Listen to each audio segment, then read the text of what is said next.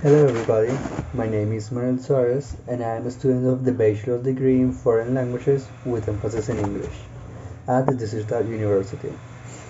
Today with my partner Juliana Quimbayo, I'm going to talk about the strategy approach and a possible application of this approach in a specific educational context. So first of all, I'm going to explain in which context can we use this approach. First, we're going to imagine a group of 20 students that receive extra classes for secondary school in 8th grade in a private school. So there are 1 hour and 30 minutes per week during Wednesday and Friday for this lesson. That means two weekly sessions for about 45 minutes each one. The group doesn't have a specific English level, it has to be measured, and all the students are Colombian, but they are from different parts of the country, from different cities. The objective of this class is to review topics that are already studied, and improve their skills. This is a requirement to pass and to be promoted to the next grade, and the materials are chosen by the teacher. The method we chose for this situation was a strategy that is defined as learning to learn, supported by learning strategies. This approach tells us about the ability to organize self-learning. The learning strategies are divided into groups, direct and indirect. The direct are cognitive, that is related to operated materials through analyzing them, compensatory,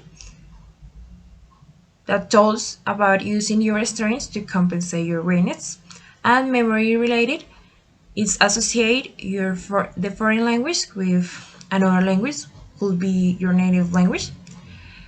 And the indirect are metacognitive, consists on designing and organizing the whole learning style, affective related to feelings and psychological state, social the interaction. So the strategy that we're going to use in this educational situation is a diagnostical activity that is also divided into four activities, each one of them related to a learning style. So the first one is visual activity, second one is kinesthetic, third one is reading writing, and the last one is auditory. So the visual activity is about the student watching some pictures on a board and on the other side some written words.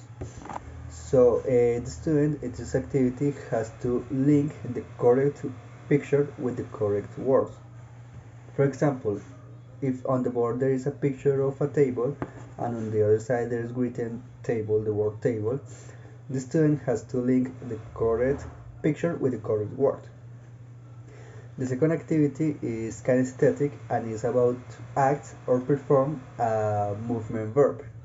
For example, if in the board is written the verb jump, the student has to jump, has to perform the verb. The third activity is divided into two parts and is about reading writing. The first part is about read a tale, and the second one is about writing maybe a little essay about expressing his opinion maybe, or another tale that can work as an answer or a complement of the original tale.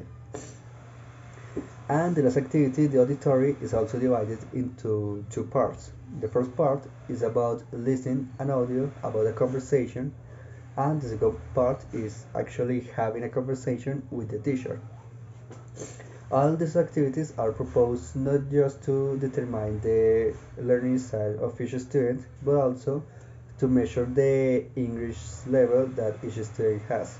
So, with the results of these activities, we can determine the English level that each student has during the class. In the second session of 45 minutes, bearing in mind the results of the diagnostic activity, we are going to explain the past continuous and as evaluative activity. We are going to ask students to tell us about their last holidays. The assessment criteria for this activity will be the correct use of the sentence, and the way students will present the activity will be with the learning styles that score lowest in the diagnostic activity. For example, if the lowest score was in reading writing, the student will have to tell us about what he did on his last vacation by writing.